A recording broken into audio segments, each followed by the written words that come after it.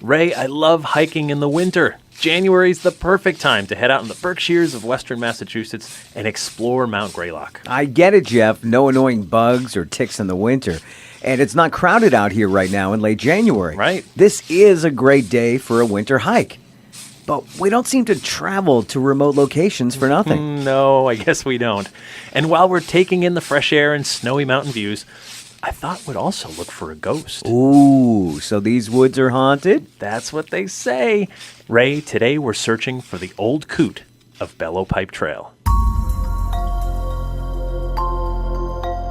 Hello, I'm Jeff Belanger, and welcome to episode 76 of the New England Legends podcast. And I'm Ray Auger. If you give us about 10 minutes, we'll give you something strange to talk about today. Thanks for joining us on our mission to chronicle every legend in New England, 1 week and one story at a time. And if you love these legends as much as we do, please consider telling a friend or two about our show or post a review on iTunes. It goes a long way in helping others find our show. We love hearing from you legendary listeners too, whether it's our super secret Facebook group or through our website at ournewenglandlegends.com, or if you call or text our legend line at 617-444-9683.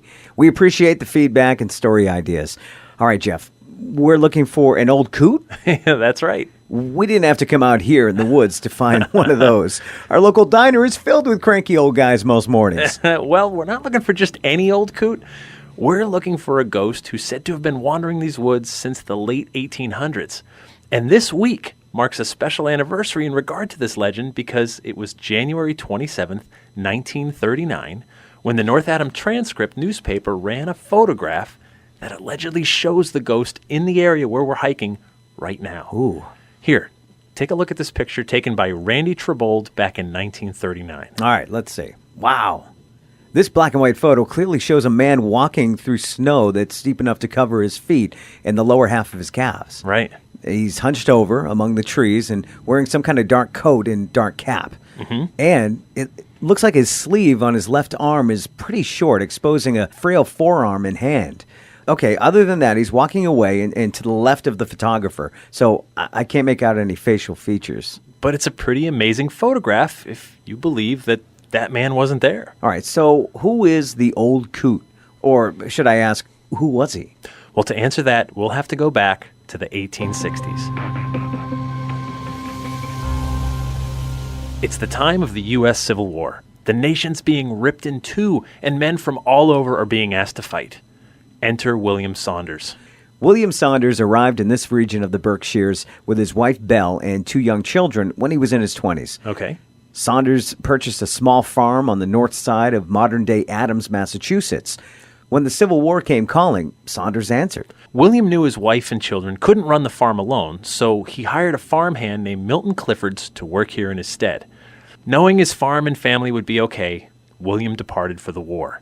His wife and children stood by with tear-filled eyes watching him leave for the front lines. I can only imagine how difficult it must have been for both William and his family. Yeah. William has to leave his home, and those behind have to go on without a father or husband for who knows how long. And, of course, everyone understood one possible outcome is that William will never return home again. Back on the front lines of the Civil War, William saw plenty of action. And we know that he was badly wounded during a battle. Bad enough that he spent months in a Union hospital. Oh. Doctors weren't sure if he would survive. Meanwhile, time goes on. The war ends, and the nation tries to pick up the pieces of its former self and put them back together again. Back here in the Berkshires, the Saunders family also has to move on. When William never returns home, when no word is received for more than a year, they have to assume the worst, that William is dead and buried next to a battlefield like so many thousands of others who perished in the Civil War. Belle moves on with her life for the sake of the children. When you lose a loved one, you never really fully heal from it. But the reality is, you got to go on living. And more time passes, and soon North Adams is back to its pre-war self. And that's when a haggard and tattered man comes walking into town wearing what's left of a Civil War uniform. He walks right up to a farm on the north side of Adams, where he finds Belle and two children working with their animals and tending to the fields. But he also finds Milton Cliffords is no longer just a hired hand. Belle has married him. This is his farm and family now. The haggard man doesn't want to disturb the peaceful scene in front of him, so he turns back towards the woods. He's saved some money, just enough to buy a bit of land here in the Berkshires, where he builds a small shack. In the winters, the man mostly keeps to himself. He stays up in his shack and tries to keep warm. In the spring, summer, and fall, he ventures down from the woods and looks for work in and around town. He helps on farms and other properties. He even does some seasonal work for Milton Clifford's on his farm. But there was something familiar about this man. Locals just couldn't quite place it. So this continues for years to the point where the reclusive man becomes a regular fixture in town. They call him the Old Coot. Got it. But the Old Coot doesn't bother anybody, and no one seems to bother him. He shows up for work and then disappears for the winter. So one particularly cold winter, after a February snowstorm, a group of hunters were lurking through the woods in search of animals. And that's when they spot a small shack they hadn't noticed before. So they get closer to investigate. They push the wooden door open. They look inside, and that's when they see the Old Coot's lifeless body in the corner, frozen solid. Oh. The best they can figure, he must have gotten ill and was too weak to find a fire for himself. So he died in this little shack. Inside the shack, they don't find much by way of worldly possessions, but they do find some military discharge papers. They glance at the information on the page and discover the Old Coot's true identity. No. Yeah, William Saunders. But this isn't where the story ends. Once word of his identity spreads through town, you can imagine the shock, especially for his family who now realize he was alive and made it home. But being battered and broken from the war, he must have figured his family was better off with Milton Clifford's than with him. So he stays away. This story's haunted everyone in the region, both figuratively and, if you believe the stories in the photograph, literally. All right, we're going to fast forward to the fall of 1933. The 107th Company of the newly created Civilian Conservation Corps heads to Mount Greylock to cut a ski trail down the mountain. They call it the Thunderbolt Ski Run. The place is a hit with skiers, too. National downhill champion Joseph Duncan called it, quote, undoubtedly the most thrilling wooded run yet built in the country. The Thunderbolt ski trail runs right through the Old Coot's former land. Now that people are coming here in large numbers during the winter, suddenly the ghostly legend gets a shot in the arm. The Old Coot story circulates again to the point where the Thunderbolt ski area warns visitors who are coming to watch the races to be on the lookout for his ghost. And by January of 1939, the legend grew to the point where the local newspaper gets involved. The North Adams Transcript sends out photographer Randy Trebold with a, quote, small band of intrepid ghost raisers to camp in the woods by the Thunderbolt Ski Trail and the Bellow Pipe Trail. The small group sets up a camp so they can watch the woods day and night. For a couple of days, they find nothing. Until the morning of Friday, January 27th, 1939. Randy Trebold emerges from his camp and he sees something. He was dressed in a worn and ragged Civil War uniform which seemed to offer little protection for his skinny shanks. At first, Trebold thinks maybe this is someone here for the ski slope. Good skiing! He calls out, but then realizes something is different about this old man. Something in the old fellow's face attracted my interest, so I pulled out my camera with the intention of taking a shot at the odd old character. When I looked up from adjusting the shutter, I saw the old chap taking off at top speed. As he went into the woods, his form became faint, and then disappeared into thin air. That's when it hits Trebold exactly what he'd just seen, the ghost of the Old Coot. Trebold claimed he developed the picture in nearby Richmond Cave before racing back to town to get the photo and the story into the next edition of the paper. Once locals see the photo and hear William Saunders' story again, interest is renewed in the Old Coot. Even more people flock to the woods in hopes of seeing this ghost. The Thunderbolt ski area kind of peters out in the 1960s. Though people still ski the old trails all the way into the 1980s, it's not a formal ski area. It's pretty much all but forgotten except for hikers who use the old trail to climb Mount Greylock. By many accounts, you'd think the legend of the Old Coot would fade away along with the Thunderbolt Trail, but it doesn't.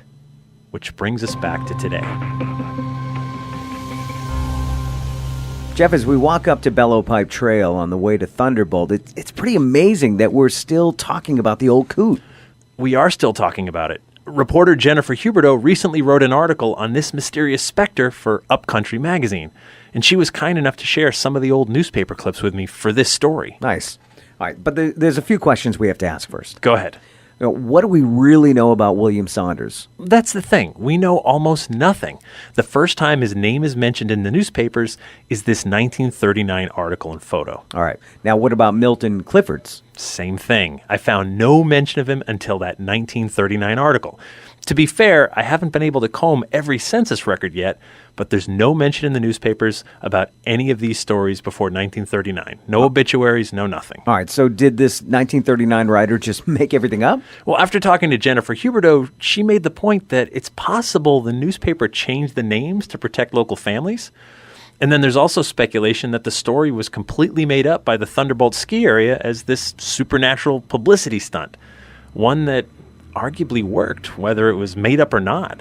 So, are we talking about a publicity stunt all these years later?